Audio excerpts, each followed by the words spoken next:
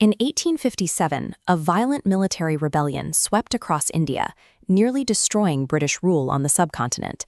The East India Company, the corporation that governed India, deployed massive force to crush the uprising and hold on to its territory. They survived the war, but they now faced political execution.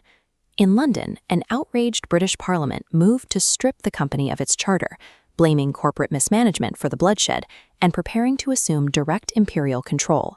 Facing extinction, the company drafted a final, desperate defense. In 1858, they submitted this memorandum to Parliament. It is a highly formalized administrative document designed to prove their competence. The strategy is laid bare on the very first page. The authors acknowledge the recent uprising as a calamity, but quickly pivot, stating their intention to use data to remove false impressions held by politicians back home. The core argument is one of continuous, measured progress. To counter accusations of reckless greed, the company outlines 60 years of iteration, framing their governance as a series of vast trial-and-error economic experiments engineered to optimize the subcontinent. The bulk of this defense focuses on a single, incredibly complex administrative challenge: the evolution of land revenue systems across their growing territories. Land revenue was the ultimate test of their control. Collecting taxes from the soil was the absolute bedrock of the East India Company's financial survival, providing the capital necessary to maintain their armies and expand their borders. This document demands a shift in perspective. It recasts the East India Company from a group of military conquerors into a firm of corporate accountants, iterating through massive economic models to maximize extraction on a continental scale. The memorandum first details the company's earliest major economic experiment, implemented in the fertile province of Bengal at the end of the 18th century under Lord Cornwallis. Cornwallis attempted to map British aristocratic structures directly onto Indian society. He took the existing native revenue collectors, known as zamindars, and legally converted them into permanent British-style landlords. The permanent settlement was rigid. The state fixed its tax demand on these landlords in perpetuity, divesting its rights over the soil for a guaranteed payment. By granting absolute property power to the zamindars, the company legally erased the customary rights of the peasant cultivators, the ryots. This animated flowchart illustrates the second, corporate failure.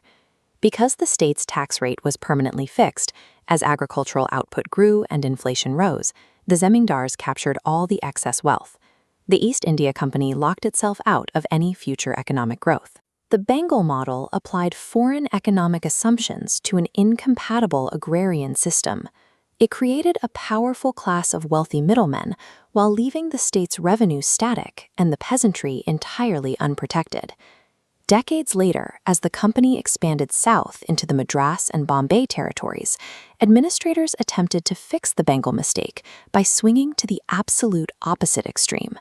They introduced a new architecture known as the Ryot War system, designed to completely eliminate the landlord middleman. The core mechanism of Ryot War bypassed all intermediaries. The state recognized the individual peasant cultivator as the proprietor and taxed them directly, assessing the value of their specific plot on an annual basis. As this diagram shows, the administrative shift was radical. Instead of managing a few hundred wealthy landlords, the colonial state now had to manage millions of individual farmers directly. The execution of this model contained a fatal flaw. The early European revenue officers lacked the local knowledge, the language skills, and the raw manpower to accurately measure and value millions of tiny, disparate plots of land. As a result, the assessments were highly inaccurate and set cripplingly high. The company demanded maximum tax payments, even during years of drought or bad harvests, leaving the peasantry with no safety margin. This created an immediate administrative nightmare. Because the taxes were too high, the company had to conduct massive annual bureaucratic investigations just to grant tax remissions and prevent total agricultural collapse. The Ryot War system achieved the company's goal of direct control and eliminated the middlemen, but it crushed the peasantry under volatile taxation and generated an entirely unsustainable burden of paperwork for the state. By the time the company conquered the northwestern provinces in the early 19th century, they had the luxury of time and harsh data from two systemic failures to guide them. Here, they designed a third model. Instead of targeting massive landlords or isolated individuals, this administrative synthesis targeted the village community as the primary taxable unit. They learned from the blind guesswork of Madras. The company spent 10 years conducting a meticulous legal survey to record existing property rights. To encourage investment, they lowered the tax burden and fixed the rate for 30 years, promising liberal consideration for tenant improvements. Look at how this third model functions as an engineered solution. It balances the extremes of the previous two, providing enough stability for the farmers to plan ahead, while allowing the state to revise taxes every 30 years to capture economic growth. The EIC considered this model a triumph of administration. When they conquered the Punjab in 1849, they rapidly deployed this perfected system, boasting to Parliament that it resulted in immediate peace and a rapid increase in agricultural production. Through the data of the northwestern provinces, the company presented Parliament with a compelling narrative. They had learned from their errors, engineered a rational economic machine, and successfully stabilized their empire. Having detailed their localized systems, the authors of the memorandum pivot back to their macro purpose, defending the overall financial morality of the corporation against an angry British public. They deploy an audacious economic redefinition. They explicitly argue that their primary source of income is not actually a tax on the Indian people at all. They justify this by comparing their extraction to natural landlord rent in Europe. The company frames the colonial state as a benevolent, original property owner, merely intercepting the natural monopoly profits of the soil, leaving the laborer with a fair reward. They apply the same calculated logic to their second largest income source, the opium monopoly. The document defends it as a morally acceptable revenue stream, specifically because the entire financial burden falls on foreign consumers in China, protecting British subjects from the cost. Finally, they highlight a long list of abolished internal transit customs.